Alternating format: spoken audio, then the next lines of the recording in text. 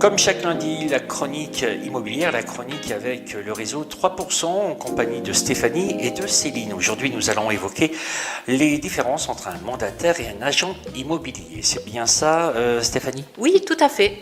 Il y a les mandataires et les agences immobilières. Quelle est la différence ?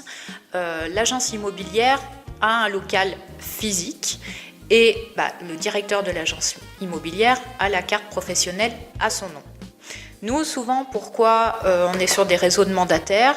En fait, on loue le nom à un réseau, finalement, et on est sous la carte professionnelle du réseau. Voilà, ce qui, par contre, nous empêche d'avoir un local physique. Donc, vous êtes toujours dans la voiture et un téléphone à la main. C'est ça, toujours en train de chercher de nouveaux biens, dans la voiture, à la maison en train de travailler, mais on n'a pas de locaux qui ont pignon sur rue. Mais on est justement toujours disponible, toujours sur la route, toujours avec les clients. Alors, comment ça fonctionne pour entrer en contact avec les clients ? Alors, il y a différents cas. Alors, au début, quand on démarre, c'est sûr que c'est plutôt nous qui allons à leur rencontre. Et au fur et à mesure qu'on est connu, on est appelé pour des estimations.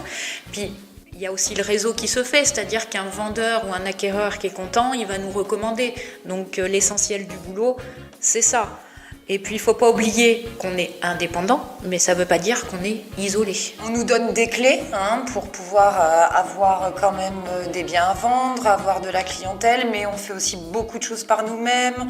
On prospecte beaucoup, on communique beaucoup sur Facebook, on communique sur tous les réseaux sociaux. On peut aussi être amené à envoyer des textos à des vendeurs. On essaye de démarcher en faisant beaucoup de publicité.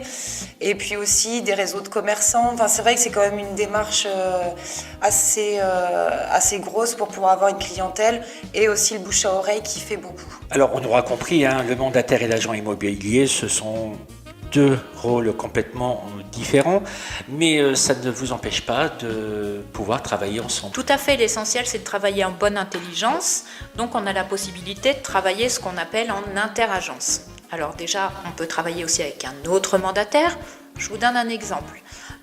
Moi j'ai un acquéreur qui recherche une maison à Saint-Marcelin avec 4 chambres, 800 mètres carrés de terrain. Je n'ai pas le bien qui lui correspond, mais si j'ai un collègue mandataire qui lui a le bien, à ce moment-là, il suffit qu'on travaille ensemble. Mon acquéreur est content, son vendeur est content. Après, au niveau des honoraires, on partage, on se débrouille entre nous. Et on peut aussi faire la même chose avec l'agence immobilière, si elle est d'accord. Voilà, l'idée, c'est de travailler ensemble et de faire le maximum pour que les clients soient satisfaits.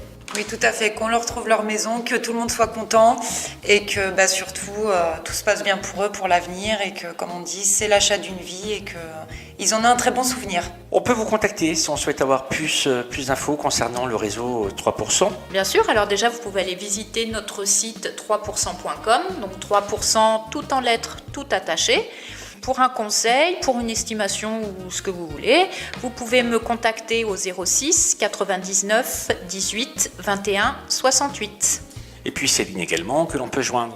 Oui, au 06 64 58 96 27 ou par mail céline.célestin@3%.com, tout en lettres.